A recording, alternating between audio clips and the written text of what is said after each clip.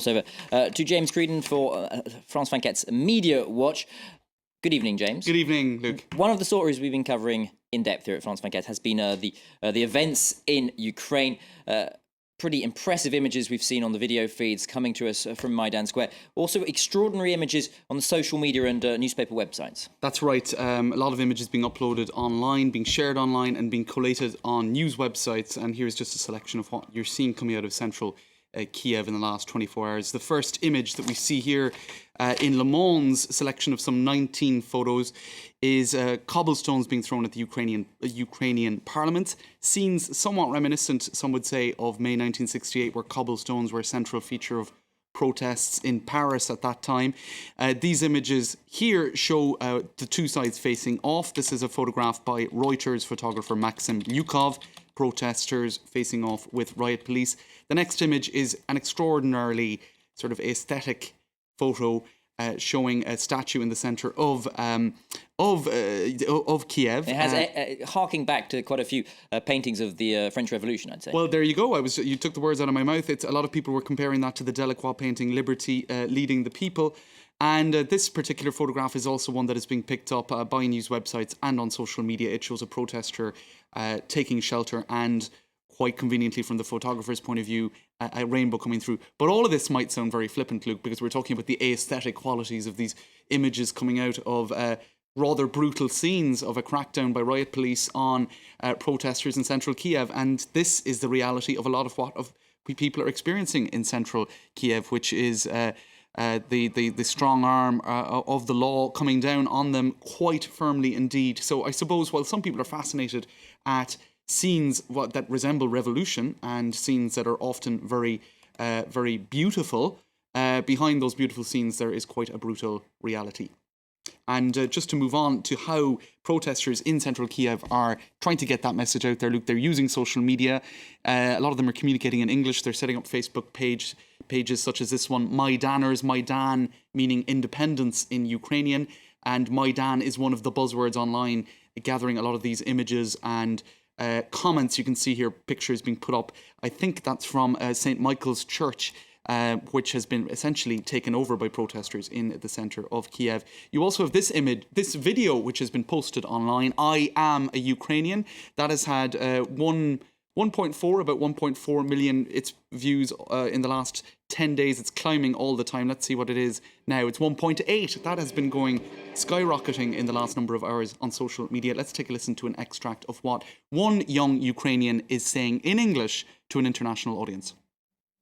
I am on Maidan, on the central part of my city.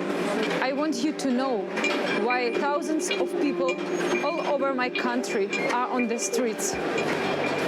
There is only one reason. We want to be free from a dictatorship. That's why I ask you now to help us. We have this freedom inside our hearts. We have this freedom in our minds. And now I ask you to build this freedom in our country. You can help us only by telling this story to your friends, only by sharing this video. Show that you support us. It's actually a very well edited 2-minute 30 video, Luke, and that's only about 43 seconds of it. I had to cut out a lot of the scenes where they're extremely critical of the brutal tactics of the riot police and the government generally.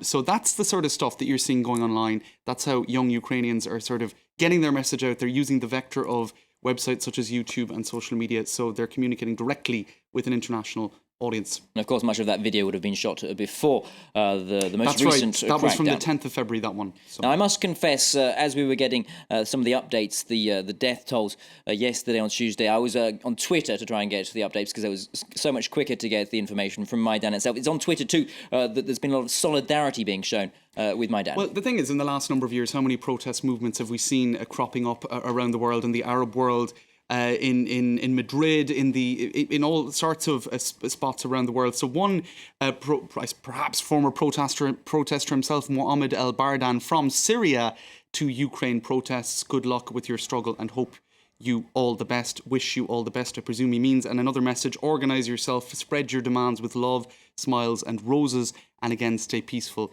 stay peaceful, stay peaceful. So a message of peaceful protest and solidarity within that, I suppose, well-wishing, except the reality is somewhat more cynical in many cases. This in Kiev Post, an English language newspaper coming out of Ukraine, where we can see that Maidan, again, that buzzword, the name of the square in central Kiev, Independence Square, it's being registered as a trademark, Luke, by Euromaidan, which is an anti-government movement, but clearly allied with European sentiment. So you can see that a lot of the angry sentiment in central Kiev in some way or other is being channeled or manipulated. You can see a lot of politicians tweeting their points of view on what's happening in central Kiev. This is Mr. Lavrov, the Russian foreign minister, blaming Western countries.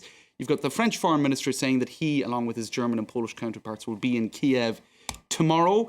And then perhaps Bernard-Henri Lévy as well, French philosopher, getting his word in there, saying we need to boycott Sochi. European countries need to boycott Sochi.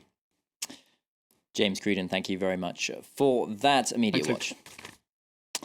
Watching France 24 live from Paris. I'll be back just after this short break with more news and headlines.